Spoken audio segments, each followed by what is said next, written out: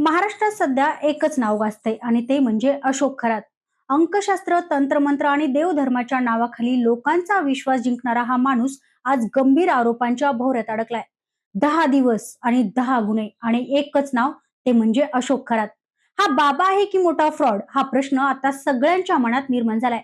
राजकारणी, उद्योजक आणि सामान्य लोकांना आपल्या जाळ्यात ओढणाऱ्या अशोक खरात विरोधात तक्रारींचा अक्षरशः पाऊस पडतोय. फक्त 10 दिवसात तब्बल 10 गुन्हे दाखल झालेत. यावरूनच या प्रकरणाची भीषणता लक्षात येते. खरातला अटक होऊन आता 10 दिवस पूर्ण झालेत. नाशिक जिल्हा आणि सत्र न्यायालयाने आधी त्याला 29 मार्च पर्यंत पोलीस कोठडी सुनावली होती. मात्र तपास जसा जसा पुढे जातोय तसे तसे नवीन नवीन धक्कादायक खुलासे समोर येत आहेत. त्यामुळेच न्यायालयाने त्याच्या कोठडीत पुन्हा 3 दिवसांची वाढ करत 1 एप्रिल पर्यंत पोलीस कोठडी वाढवली आहे. दरम्यान खरातच्या अटकेनंतर अनेक पीडित पुढे येऊ लागले आहेत. महिलांनी, व्यावसायिकांनी आणि फसवणुकीला बळी पडलेल्या लोकांनी आपले अनुभव सांगायला सुरुवात केली आहे. विशेष म्हणजे हेल्पलाईनवर जवळपास 100 लोकांनी संपर्क साधून आपले अनुभव सांगितले आहेत. यावरूनच हे प्रकरण किती मोठं आहे याची कल्पना येते. आता पाहूयात या नव्या तक्रारीत नेमकं काय समोर आलंय. पहिलं प्रकरण आहे ते म्हणजे आर्थिक फसवणुकीचं. नेवासा येथील एका व्यावसायिकाने खरात विरोधात तक्रार दाखल केली आहे.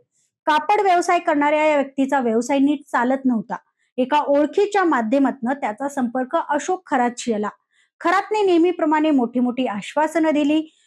तुझा व्यवसाय वाढेल, तुझी प्रगती खूप होईल. त्यानंतर त्याला सांगितलं गेले की पुष्कराज आणि हिरा घेतल्यास त्याचं नशीब बदलेल.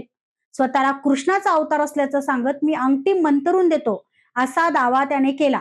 त्या व्यावसायिकाला 20 ग्रॅम वजनाच्या 3 अंगठ्या देण्यात आल्या. यासाठी आधी 1 लाख रुपये आणि नंतर 1,62,000 रुपये उकळले गेले. पण काही दिवसांनी जेव्हा तपासणी झाली तेव्हा धक्काच बसला. या अंगठ्या सोन्याच्या नव्हत्या, त्या तांबे आणि इतर धातूपासून बनवलेल्या होत्या. आणि ज्यांना हिरा आणि पुष्कराज सांगितलं होतं त्याची किंमत फक्त 5,000 रुपये निघाली. म्हणजेच अंधश्रद्धेच्या नावाखाली सरळ फसवणूक करण्यात आली. तर दुसरं प्रकरण आणखीन गंभीर आणि अंगावर काटा आणणार आहे. एका विवाहित महिलेने खरातवर लैंगिक अत्याचाराचा गंभीर आरोप केलाय. या महिलेच्या या महिलेचा तिच्या पतीसोबत वाद सुरू होता आणि ती अडचणीत होती. या अडचणीतून मार्ग काढण्यासाठी ती आपल्या पतीसह खरातकडे गेली. खरातने सुरुवातीला दोघांनाही समजावलं आणि काही काळानंतर ते पुन्हा एकत्र राहू लागले. यामुळे त्या जोडप्याचा खरातवर पूर्ण विश्वास बसला आणि हाच विश्वास त्याने आपल्या फायद्यासाठी वापरल्याचा आरोप खरातवर आहे. खरात त्या महिलेला वारंवार बोलावू लागला आणि एक दिवस थेट म्हणाला, मी साक्षात महादेवाचा अवतार आहे. माझ्याशी संबंध ठेवल्यास तुझ्यावरची सर्व संकट दूर होतील. महिलेने याला नकार दिला तर तिला धमकी देण्यात आली. तुझ्या पतीचा आणि मुलांचा मृत्यू होईल. भीती, अंधश्रद्धा आणि विश्वास यांचा फायदा घेत तिच्यावर वारंवार अत्याचार केल्याचा आरोप तिने केलाय. माध्यमांमध्ये जेव्हा हे प्रकरण उघड झाल्यानंतरच या महिलेने धैर्य दाखवत तक्रार दाखल केली. विशेष म्हणजे अशा सर्व तक्रारींमध्ये एकच पॅटर्न दिसतो आहे. खरात आधी लोकांच्या अडचणी समजून घ्यायचा, नंतर स्वतःला देवाचा अवतार सांगायचा, मोठ्या नेत्यांशी संबंध असल्याचा आव आणायचा. इतकंच नाही तर तो दुसऱ्या नंबरवरनं स्वतःलाच कॉल करून मोठ्या नेत्यांचे फोन येत आहेत असा देखावा निर्माण करायचा, जेणेकरून समोरच्या व्यक्तीवर प्रभाव पडेल आणि मग सुरू व्हायचा खरा खेळ. विश्वास जिंकून पैसे उकळणे, शोषण करणे आणि गरज पडल्यास धमक्या देणे. बघा म्हणजे हा महाभाग किती पोहोचलेला आहे. सध्या या प्रकरणाने नाशिकसह संपूर्ण महाराष्ट्रात मोठी खळबळ उडाली आहे. तक्रारींची संख्या वाढतच आहे आणि अजून अनेक पीडित समोर येण्याची शक्यता देखील व्यक्त केली जाते. एसआयटी कडनं तपास सुरू असून लॅपटॉप, पेन ड्राईव्ह आणि महत्वाची कागदपत्र सध्या जप्त करण्यात आली आहेत. खरातच्या मालमत्तेची देखील चौकशी केली जाते. पण या सगळ्यात आणखीन एक महत्वाची बाब समोर आली आहे. तपास यंत्रणांच्या मते खरात तपासात सहकार्य करत नाही. यामुळे या प्रकरणाची गुंतागुंत आणखीन देखील वाढली आहे. पोलिसांनी नागरिकांना आवाहन केले की जर कोणाची फसवणूक झाली असेल किंवा शोषण झालं असेल तर त्यांनी पुढे येऊन तक्रार द्यावी. कारण जितक्या तक्रारी समोर येतील तितकं खरं चित्र स्पष्ट होणार आहे.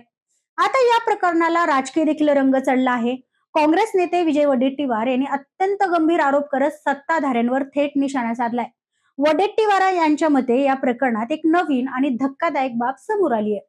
म्हणजे ती आजच समोर आलेली आहे. त्यांनी असा दावा केलाय की अशोक खरात हा अनेक वरिष्ठ अधिकाऱ्यांना एकमेकांच्या फॅमिली सुद्धा शेअर करण्यास सांगत होता.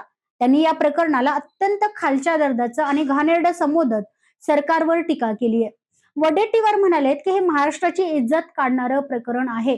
इतकं गंभीर प्रकरण असताना देखील राज्यकर्त्यांना लाज वाटत नाही. यापेक्षा दुर्दैवाची गोष्ट कोणती असू शकते.